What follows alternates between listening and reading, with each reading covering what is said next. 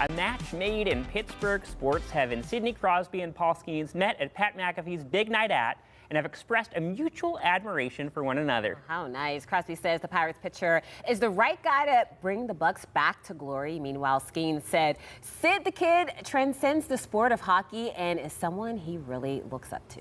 But with great power and sports prowess comes great responsibility, of course. How do these two Pittsburgh powerhouse players handle the pressure of competing at such a high level? Dr. Amy Kimball is here to explain. So it's really more than just being able to throw a ball well.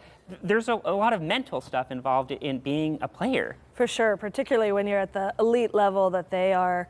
There's constant expectations, and so your mindset and your approach to each day really matters. Yeah, and how do you develop these skills? I mean, does it start from when you're very young? Is it something that maybe Boaz and I could tap into right now, or is it just too late for us? Yeah. Yeah, hopefully you start young because then you develop the proper thinking habits early, but it's never too late to change. You can kind of teach an older dog new tricks. It's a skill just like anything else, and so you lift weights to get stronger. You can mentally work on your overall mindset as well.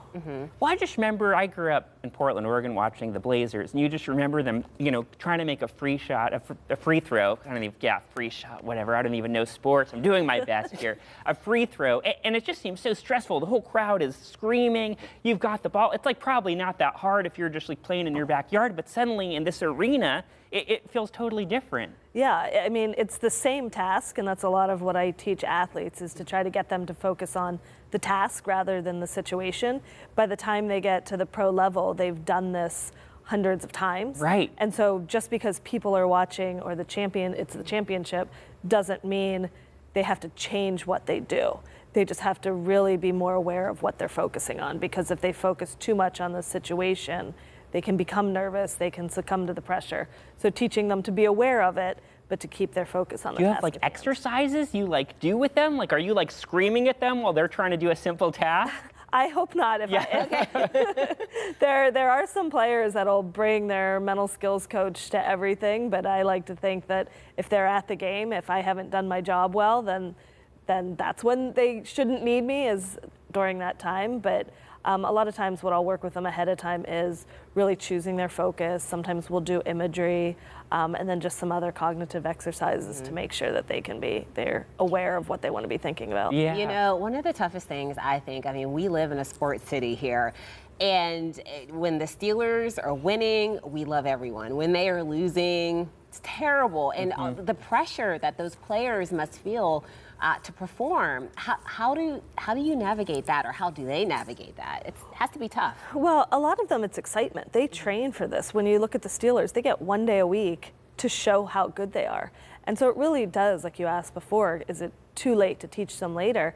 It's trying to get them early on to say, hey, I know I'm good, and I want everybody to see how good that I am. Right. So developing that confidence in them so they want to perform in front of 80, 100,000 people. Like, they thrive on that. That's their big day.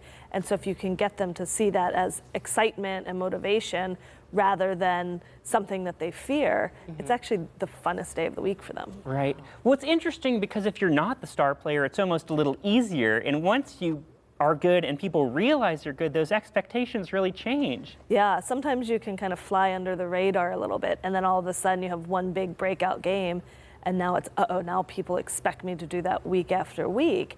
And it's teaching them that that's okay if they expect that, because you expect that of yourself too.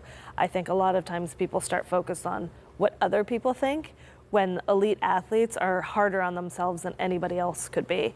And so it's recognizing that as an athlete, if you're living up to your own standards, you're probably meeting everybody else's along the way. And if they're disappointed, that's more probably their issue than your issue. And once you have found success as an athlete, how do you stay motivated? Because the number one golfer in the world, did you hear that Scotty Scheffler? He was pretty much saying like he won the PGA Open or something like that. I don't know. See, this shows that we are not sports people. But anyway, he just says that success, it only lasts for a minute and then it's gone. And it's not necessarily fulfilling to him. So how do you stay motivated at such a high level?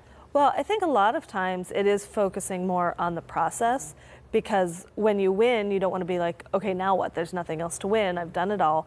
but there's always a way that you can improve and you get better, and you look at the best of the best. If you ever watch Sidney Crosby in practice, he's working on minute details that he feels he can get a little bit better at. And I think that's what a lot of the elite athletes do is, yes, we want to win, but winning is a byproduct of how we perform, and how we perform is a byproduct of how we practice. And so really getting them to focus on how can I be my best every single day. All right, that's good. Yeah, That's good. thanks so much, Amy. Sure. Even for non-athletes, I feel Yeah. inspired. Yeah. Yeah. All right, for more information on Capex Consulting, you can head to our website, kdka.com/talkpittsburgh.